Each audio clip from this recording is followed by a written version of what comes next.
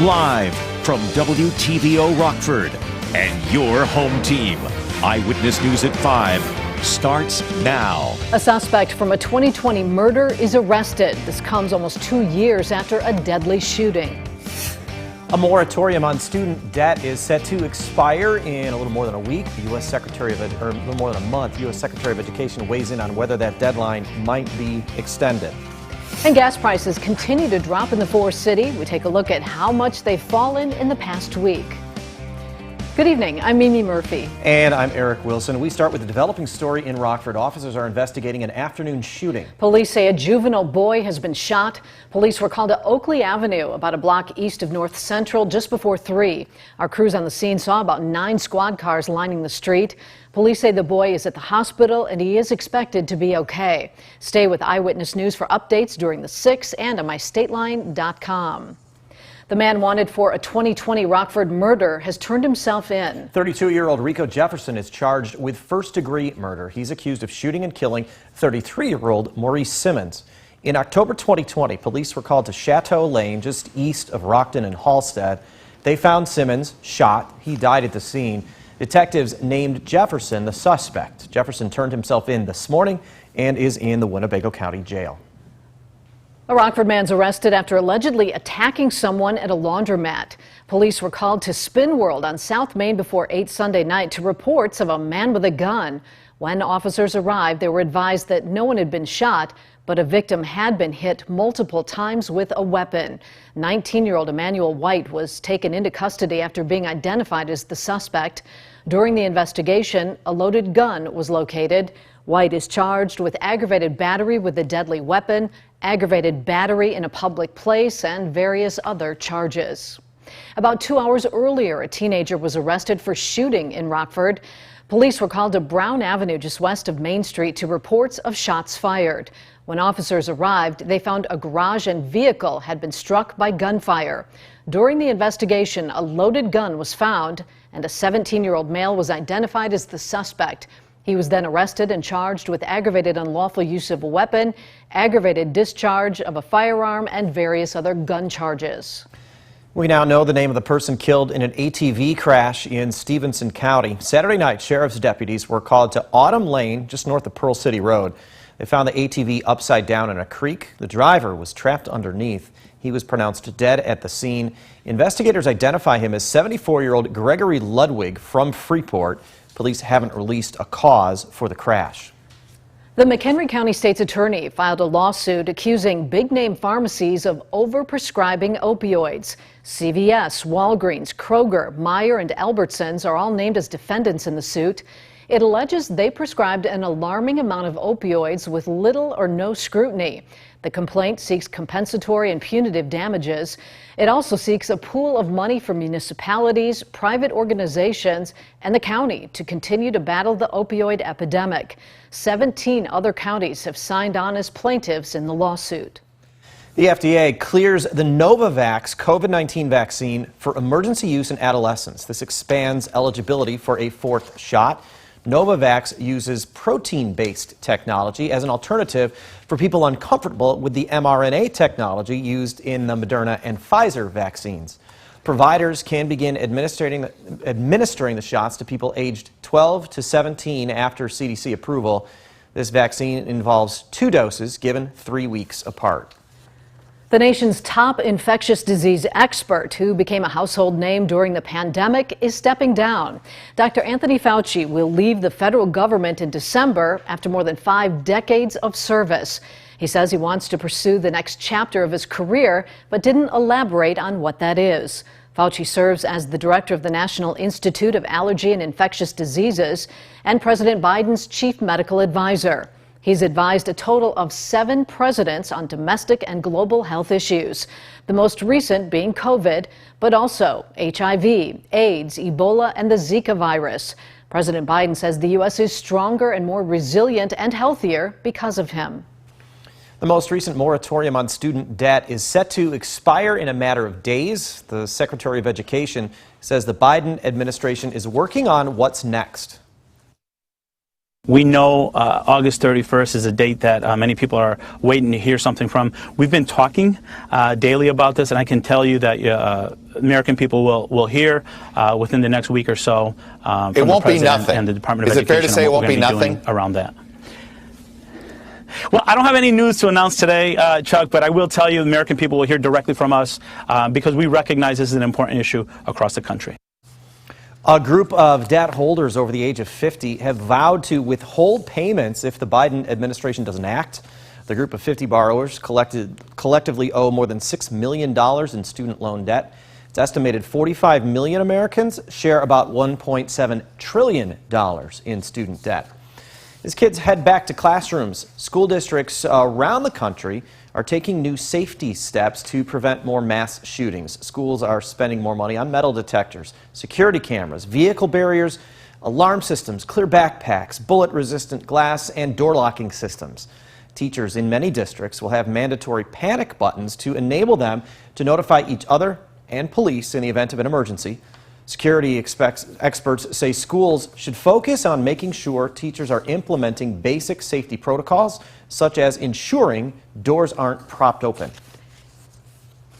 Gas prices continue to fall in the Forest City. According to Gas Buddy, those prices have dropped almost 6 cents in the past week. The average price for $4 is around $4 as of today. Gas prices in the state line are 71 cents a gallon lower than a month ago. Lowest price being reported is $3.59 a gallon. You can find that at several stations off Rockton Road and I-90. Cheapest gas station in Belvedere is the Walmart at $3.97. The new 988 hotline is aimed at making it easier to get help for mental health issues. But advocates and lawmakers say it needs more resources. Hannah Brandt explains why. A month ago, 988 became the new number to reach the suicide prevention lifeline. And within days, the amount of calls and texts to that number jumped. Mental health advocate Angela Kimball says that's significant. More people get help, more people get on a path of recovery. That's exactly what we want to see out of this. The federal government put hundreds of millions of dollars into the transition. But now Congressman Tony Cardenas says there's more to do. To make sure that we build that system like the system that has been going on for over 50 years, which is now 911. Congressman Cardenas has introduced legislation to boost funding for 988-related crisis response and to build out mental health services on 3 different levels. Where you have somewhere to call, someone will come, and somewhere to go. Advocates say that means making sure 988 call centers have the staff they need and communities have the mobile crisis teams to respond and facilities that can provide longer-term mental health support. To create the kind of crisis response that gets everybody the help that they need. Getting lawmakers to approve more spending can be an uphill battle, but Congressman Cardenas says this is something that affects way too many families and every community equally, and I'm seeing more and more of a bipartisan effort. And Kimball argues spending more on mental health could reduce spending on prisons and hospitals, which often become a catch-all for people in crisis. We need to use our resources better, and that means reinvesting them into services that actually work. In Washington, I'm Hannah Brandt. Now, your first warned weather forecast from Chief Meteorologist Candace King.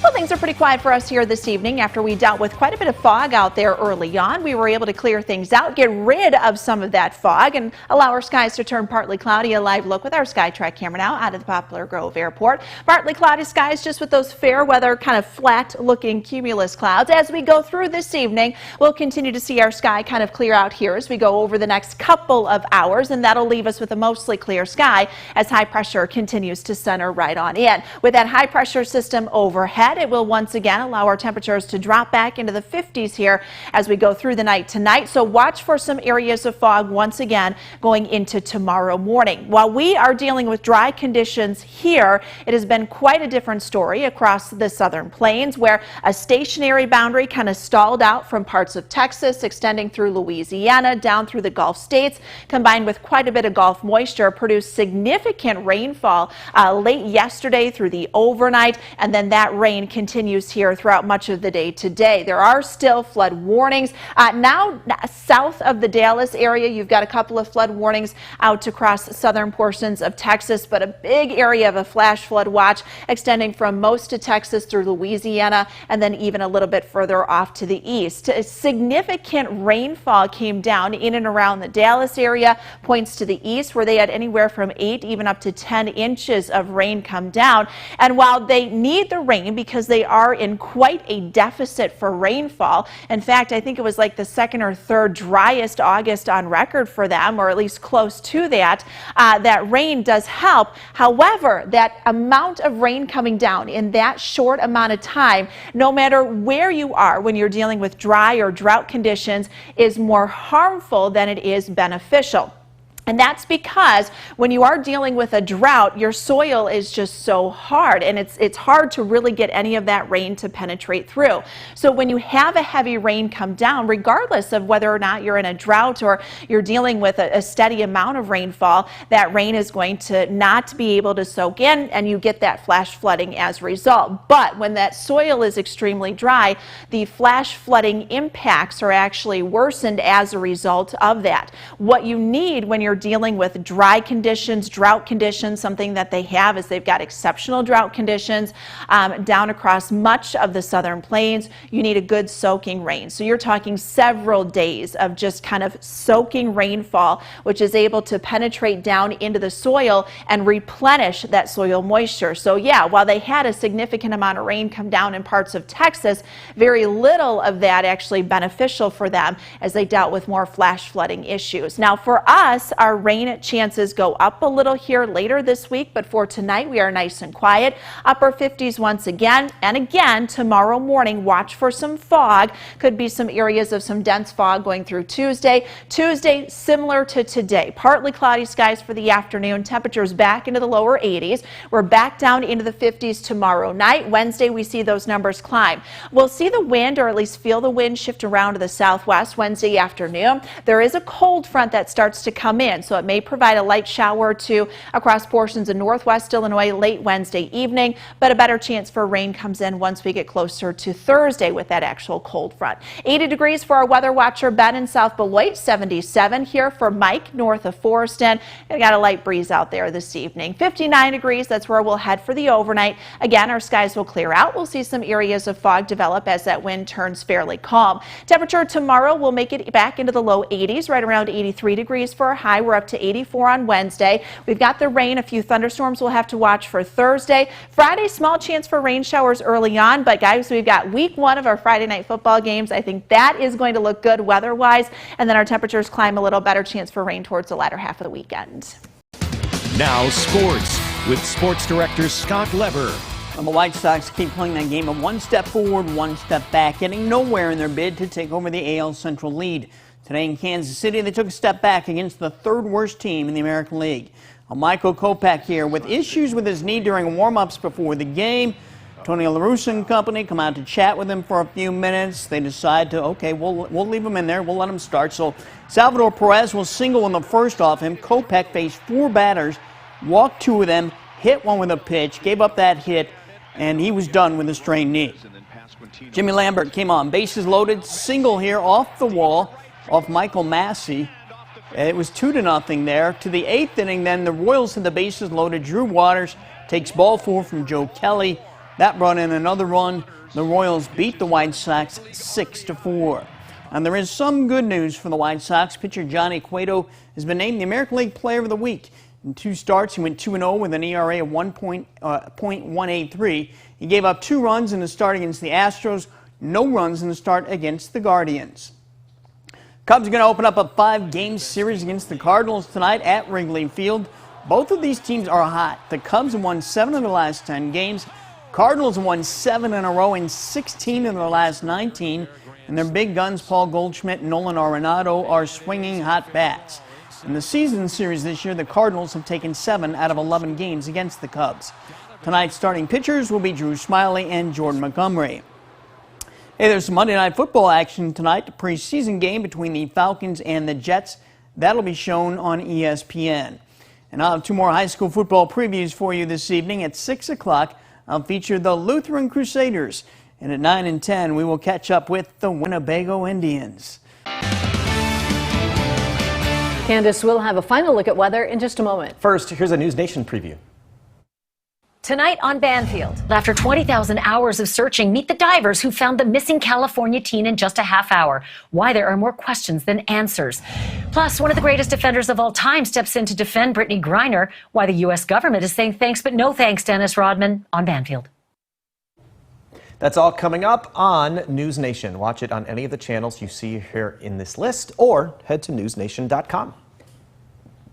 And Candace is back with a look at our weather. Yeah, we've got the First Warn interactive radar, nice and quiet for us here this evening. That brought to us by Rockford Auto Glass and More. You've got a few clouds out there, but skies will clear out. Problem we've had to deal with these last couple of nights and last few mornings has been the fog. So that'll be another thing we have to contend with through the morning hours tomorrow. Maybe some locally dense fog in some spots as temperatures drop into the 50s. We're up to 83 though for tomorrow. Pretty nice the next couple of days. Each day we gain a little degree here and there, but the chance for rain will return.